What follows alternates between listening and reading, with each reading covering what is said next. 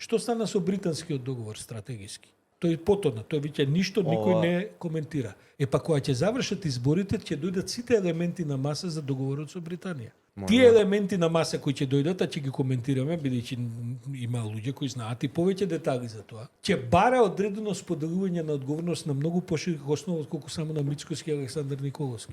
Тоа важи за Европска унија агендата, тоа важи за влегување бугарите и така натаму и така натаму. Одговорот на тоа може да биде ништо не попуштаме, меѓутоа на крајот тоа што го зборите секој вечер, снемуваат пари.